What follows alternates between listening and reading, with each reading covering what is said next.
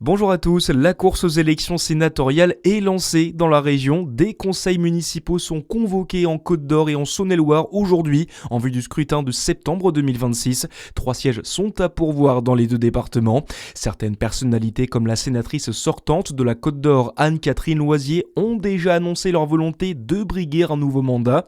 De son côté, François Patria, le président du groupe macroniste au Sénat, prendra sa décision avant la fin du mois. Plusieurs milliers de personnes attendues tout au long du week-end à Charolles, près de Paray-le-Monial. Une affluence importante à l'occasion de la vente de la faïencerie de Charolles. Plus de 8000 pièces seront proposées à la vente pendant l'une des 2 ventes annuelles. Réduire de 35% la part de mégots dans la rue d'ici la fin de l'année, c'est l'objectif de Lons-le-Saunier. La ville accentue sa stratégie pour lutter efficacement contre la pollution. 150 écrase-mégots seront installés prochainement sur des poubelles de la ville. Une campagne de communication est également prévue dans les prochaines semaines. Dans l'actualité également, le maire de Fleurance dénonce un dysfonctionnement d'État dans l'affaire Liana. Grégory Beaubateau, qui était sur BFM TV ce matin, réclame des réponses complètes, alors que beaucoup de voix s'élèvent pour dénoncer l'absence de suivi du principal suspect. Le quadragénaire a déjà été visé par plusieurs signalements et plaintes depuis 2017. Une enquête administrative a été ouverte. C'est la forme de cancer la plus mortelle en France. Près de 30 000 personnes succombent chaque année à un cancer du poumon. Pour détecter la maladie le plus tôt possible et mieux la soigner, un programme de dépistage gratuit a été lancé.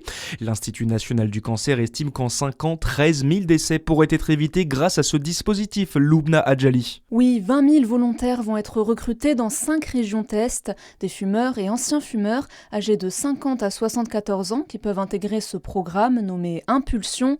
Pour participer, il faut remplir un questionnaire. C'est sur le site dépistage-cancer-poumon.fr. Les personnes éligibles auront d'abord un rendez-vous avec un médecin. Ils effectueront par la suite un scanner thoracique à faible dose. Un autre sera réalisé 1 an plus tard, puis tous les 2 ans. Si une anomalie est détectée, des examens complémentaires seront prescrits. Les fumeurs pourront aussi bénéficier d'un accompagnement vers le sevrage tabagique. L'Île-de-France, les Hauts-de-France, les Pays de la Loire, l'Auvergne-Rhône-Alpes et la région Provence-Alpes-Côte d'Azur sont les régions concernées par le dispositif.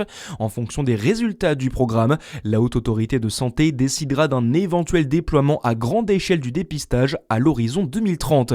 Et puis on termine avec un mot de foot. Le DFCO a trouvé son nouvel attaquant pour la saison prochaine.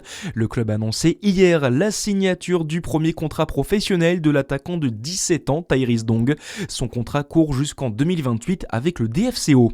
Voilà pour l'essentiel de l'actualité. C'est la fin de cette édition. À suivre votre météo sur Fréquence Plus. Très bon début d'après-midi.